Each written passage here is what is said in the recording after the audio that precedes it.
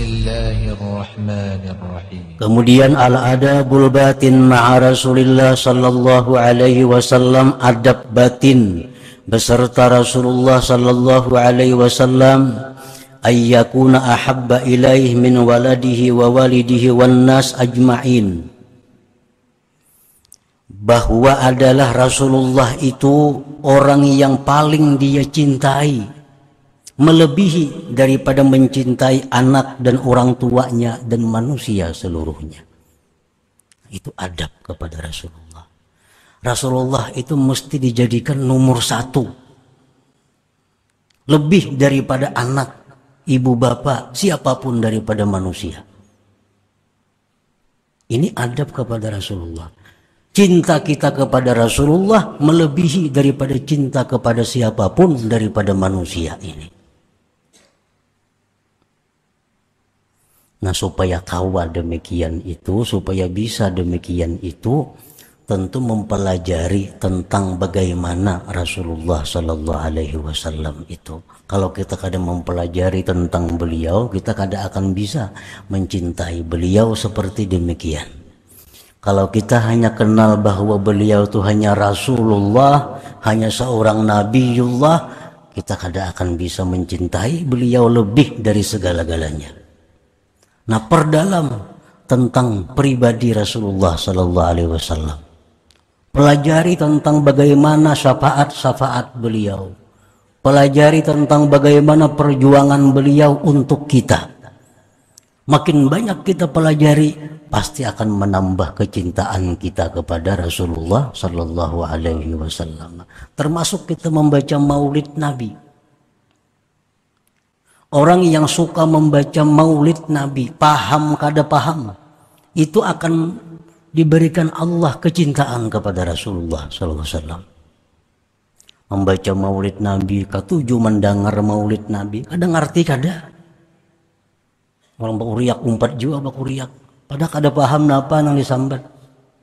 Cuma berkahnya cinta kepada Maulid Nabi akan diberi Allah kecintaan kepada Rasulullah Sallallahu Alaihi Wasallam. Wa ayyuhibba ahla baitihi wa ashabah. Adab kepada Rasulullah batin adalah bahwa kita cinta kepada keluarga beliau dan sahabat-sahabat beliau. Itu sudah nyata. Bila kita cinta kepada seseorang, pasti kita cinta keluarganya, cinta kepada kawan-kawannya, sahabat-sahabatnya. Cinta kepada Rasulullah, tapi kada cinta kepada keluarganya, kada beradab dengan Rasulullah Sallallahu Alaihi Wasallam. Cinta kepada Rasulullah, cinta kepada keluarga Rasulullah, tapi kada suka dengan sahabat Rasulullah, kada beradab dengan Rasulullah Sallallahu Alaihi Wasallam.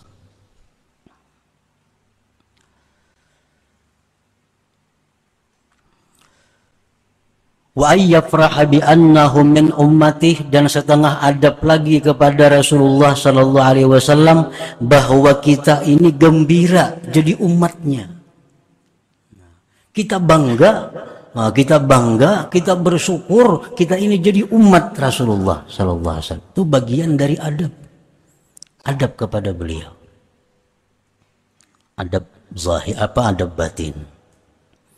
Wa amma fi zahir, adapun adab secara zahir, ayyaqtadiya bihadiyih, bahwa mengikuti petunjuk beliau, wa ayyuksiras salata alaih, bahwa memperbanyak salawat kepada beliau. Itu adab zahir kepada Rasulullah Sallallahu Alaihi Wasallam. Nah, qala ba'du sufiyah, berkata sebagian sufiyah, ilzamil adab zahira wa batina, fama asa'a ahadun al-adaba zahira illa uqiba zahira, wa ma asa'a ahadun al-adaba batina illa uqiba batina. Lazimilah adab zahir dan batin. Lazimi adab zahir dan batin. Tidak jahat seseorang adab pada zahir, melainkan dia akan dihukum secara zahir. Apa hukuman secara zahir? Malas berbuat taat, suka kepada maksiat. Nah, ini hukuman Akibat lawan Tuhan kada beadab, lawan Nabi kada beadab, lawan guru kada beadab, lawan kawan kada beadab, dihukum. Kalau yang dilanggarnya adab zahir, hukumannya pun hukuman zahir. Berbuat maksiat mudah, berbuat dilarang Tuhan nyaman. Ini hukuman. Wa ma'asa ahadun al-adab batina illa uqiba batina, dan tidak jahat seseorang akan adab secara batin kecuali dihukum secara batin juga. Hukuman batin apa? Sembahyang kada mau khusyuk, beribadah kada mau nyaman. Ini hukuman batin. Karena ini kada melaksanakan adab batin kepada yang tersebut tadi. Nah itu mungkin kita kada menyadari. Berapa tahun untuk ilmu sudah kada mau nyaman sembahyang. Berapa tahun untuk ilmu kada mau nyaman berzikir. Mungkin sebabnya kada beadab. Lawan Allah kada beadab, lawan Nabi kada beadab, guru kada beadab, lawan kawan kada beadab.